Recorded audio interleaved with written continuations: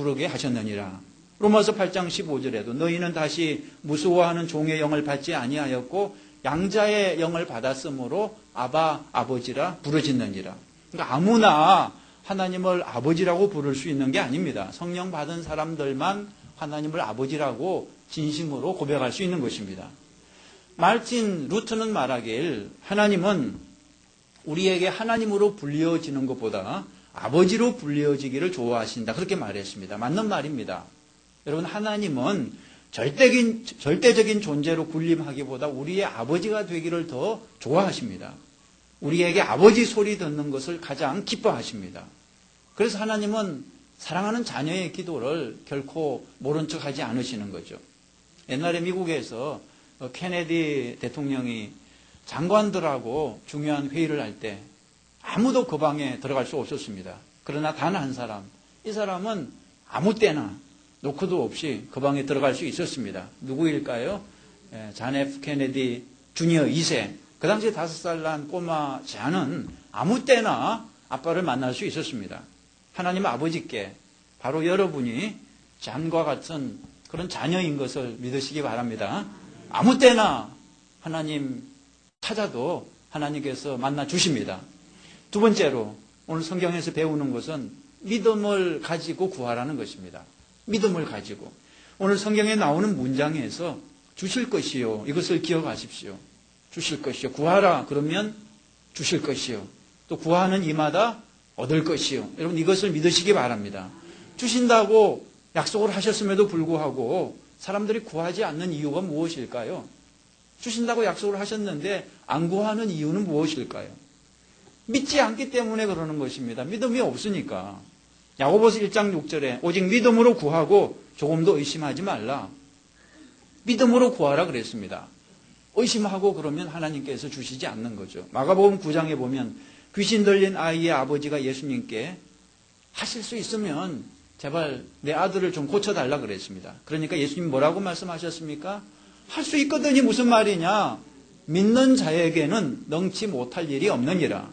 그러니까 그 아이의 아버지가 내가 믿나이다. 나의 믿음 없는 것을 도와주소서. 그러니까 예수님이 그 아들을 고쳐주시지 않았습니까? 그러니까 기도할 때는 믿음을 가지고 해야 돼요. 믿음을 가지고. 하나님이 능히 주시는 분임을 믿고 기도하시기 바랍니다. 우리는 아무리 자식이 달라고 그래도 능력이 없어서 못 줄 때가 많이 있습니다. 그러나 하나님은 전능하신 분이기 때문에 능력이 없어서 못 주시는 경우는 없습니다. 우리에게 유익하지 않기 때문에 주시지 않는 경우는 있지만 능력이 없어서 못 주시는 경우는 결코 없다는 것입니다.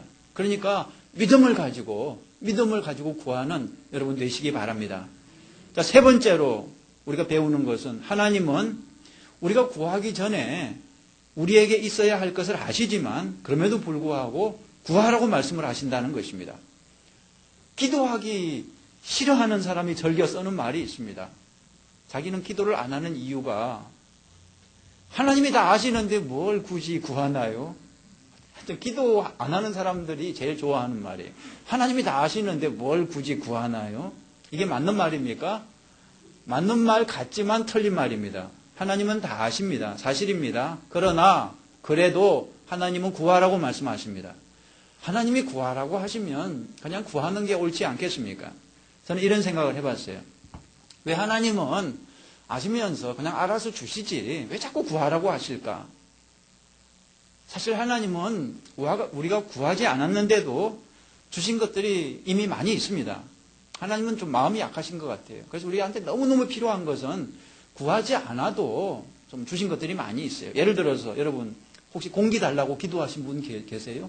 공기 달라고. 그게 얼마나 중요한 건데 기도 안 해도 하나님이 주시지 않았습니까? 해와 달과 별을 달라고 기도하신 분 계십니까? 하나님이 그냥 주시지 않았습니까? 그런데 여러분 기도하지 않고 얻었을 때 생기는 문제가 있습니다. 기도하지 않고 얻었을 때 생기는 문제가 있습니다. 그게 뭐냐 그러면 감사가 없습니다. 기쁨이 없습니다. 그냥 우연히 된 일이라고 생각하고 그냥 뭐 자기가 잘나서 된 일이라고 착각을 하는 거죠. 이스라엘 백성들은 기도하지 않고도 홍해를 건넜습니다. 홍해를 앞에 두고 간절히 기도한 사람은 누구였습니까? 모세였습니다. 그러나 모세만 홍해를 건넌 것이 아니라 기도하지 않은 이스라엘 백성들도 다 함께 홍해를 건넜습니다. 처음에는 저들도 기뻐했습니다. 감사했습니다. 그러나 문제는 오래 가지 못했습니다. 몇 날이 못 가서 다 잊어버렸어요. 마라에서 썸물이 나오자 금방 불평하고 하나님을 원망했습니다. 홍해까지 건넌 백성이 거기 비하면 정말 별것도 아닌 아무것도 아닌 그 작은 마라의 썸물 앞에서 하나님을 잊어버렸어요. 하나님의 능력을 신뢰하지 않았습니다. 왜 이렇게 됐을까요? 기도하지 않고 홍해를 건넜기 때문입니다. 여러분, 기도해야 감사할 수 있어요. 기도해야 기뻐할 수 있습니다. 그래서 하나님은 우리의 필요를 다 아시면서도 기도해야 주시겠다고 말씀을 하시는 것입니다. 기도하고 얻으면 마음이 얼마나 기쁘고 감사한지 몰라요. 그렇지만 기도 없이 얻으면 기쁨도 없고 감사도 없습니다. 하나님의 존재를 잊어버리고 만다는 거죠. 여러분 자녀들에게도 너무 쉽게 주지 마십시오. 그러면 자녀를 망치게 됩니다. 구하지 않았는데도 계속해서 풍성하게 주면 자녀들에게 기쁨이 없습니다. 감사가 없습니다. 간절히 구하고 마침내 얻으면 기쁨이 넘치고 감사가 있는 것입니다. 우리가 어렸을 때는 여러분 이런 경험 있으시죠? 그 운동화 하나를 얻기 위해서 얼마나 많이 구하고 기다렸습니까? 1년을 구했죠. 마침내 설날에 그 새 운동화를 신게 됐을 때 정말 세상을 다 얻은 것처럼 기뻐하지 않았습니까? 그 새 운동화를 땅에서 신기가 아까워서 그냥 한동안 방에서 신고 다니다가 혼나고 그러지 않았습니까?